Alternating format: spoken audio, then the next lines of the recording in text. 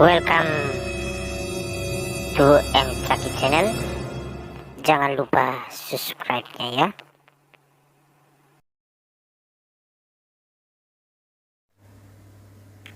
Anak Allah dipersembahkan di bait Allah. Aku melihat sepasang suami istri meninggalkan sebuah rumah yang sangat sederhana. Seorang ibunda yang sangat muda menuruni tangga luar rumah dengan menggendong seorang kanak-kanak yang terbungkus dalam kain putih dalam buayanya.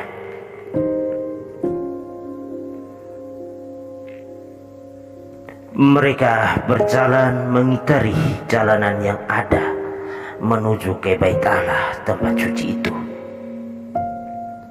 Jalanan tidak datar melainkan menanjak, meski halus tanjakannya. Jalanan sempit itu melintas di antara rumah-rumah yang tinggi dengan pintu-pintu rendah yang sempit dan kecil, dan hanya sedikit jendela menghadap ke jalan. Tinggi di atas sana, langit kelihatan muncul dengan banyak garis-garis biru tipis di antara rumah-rumah, bukan di antara serambi-serambi. Di jalanan ada banyak orang dan banyak kebisingan. Mereka bertemu orang-orang lain yang berjalan kaki atau menunggang keledai atau menuntun keledai-keledai yang berbeban, dan kerumunan orang yang mengikuti sebuah karavan onta yang syarat muatan. Pada suatu waktu tertentu, patroli Legion Roma lewat dengan hingar-bingar derap kuda dan senjata, dan mereka menghilang di balik sebuah bangunan melengkung yang dibangun di seberang sebuah jalan berbatu yang sempit. Yosef berbelok ke kiri menyusuri sebuah jalanan yang lebih lebar dan lebih menyenangkan. Di sana terdapat tembok-tembok dalam siaga perang yang ada di ujung jalan sana. Maria turun dari keledai kecil dekat sebuah pintu gerbang di mana terdapat semacam kandang untuk keledai-keledai lainnya. Lalu Yosef memberikan beberapa keping uang kepada seorang laki-laki kecil yang menghampirinya, dan bersamanya ia membeli rumput kering dan menimba seember air dari sebuah sumur desa di pojokan. Ia lalu memberi makan keledai itu. Setelah itu ia menggabungkan diri kembali dengan Maria, dan mereka berdua memasuki halaman bait Allah. Seorang imam menghampiri mereka. Aku tidak tahu apakah dia dipanggil oleh Yosef atau apakah dia melakukannya seturut kehendaknya sendiri.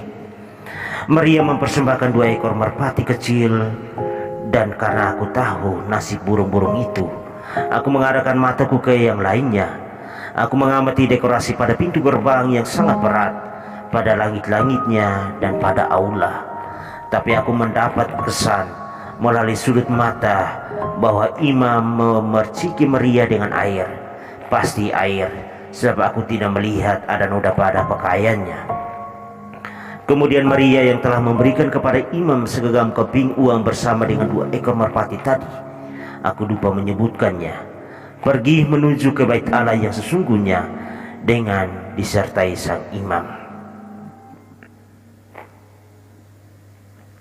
Aku mengamati semuanya. Sungguh suatu tempat yang paling banyak dekorasinya, pahatan-pahatan kepala-kepala malaikat, daun-daun palma dan hiasan-hiasan memperindah pilar-pilarnya, tembok-temboknya dan langit-langitnya.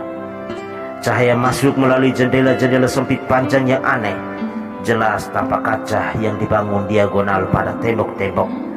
Aku pikir tujuannya adalah untuk mencegah hujan agar tidak menerobos masuk. Maria melangkah maju menuju suatu tempat tertentu. Ia lalu berhenti beberapa meter darinya. Ada anak-anak tangga lagi yang di puncaknya terdapat semacam altar. Di atasnya terdapat suatu bangunan lain. Maria menyerahkan kanak-kanak yang telah terbangun dan mengarahkan matanya yang tanpa dosa kepada imam. Dengan tatapan takjub seorang bayi berumur beberapa hari. Imam menerimanya dalam tangannya, ia mengangkatnya dengan tangan-tangan yang sepenuhnya terentang ke arah bait Allah.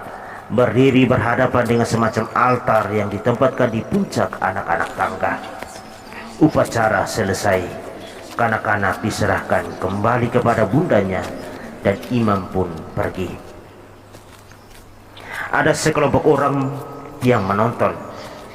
Di antara mereka ada seorang laki-laki tua kecil, bongkok karena usia dan timpang. Ia maju dengan ditopang oleh sebuah tongkat. Dia pastinya sangat lanjut usia. Aku akan katakan di atas 80 tahun. Dia menghampiri Maria dan memintanya untuk memperkenankannya menimang kanak-kanak barang sejenak. Maria mengabulkannya dengan tersenyum.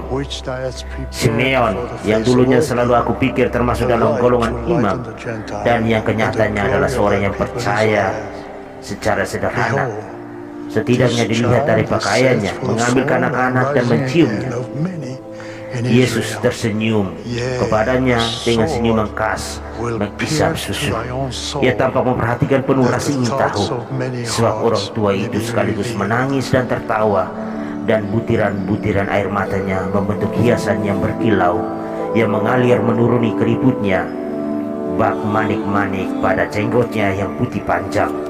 Ke arah mana Yesus mengulurkan tangan-tangan mungilnya, ia adalah Yesus, namun masih seorang kanak-kanak, dan apapun yang bergerak di hadapannya menarik perhatiannya hingga ia ingin menggenggam untuk melihat apakah itu. Terima kasih. Selamat merayakan Hari Raya Yesus dipersembahkan di dalam Bait Allah.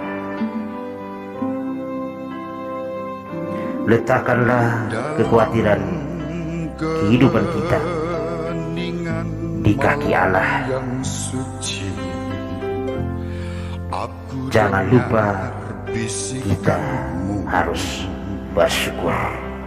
Di tengah keheningan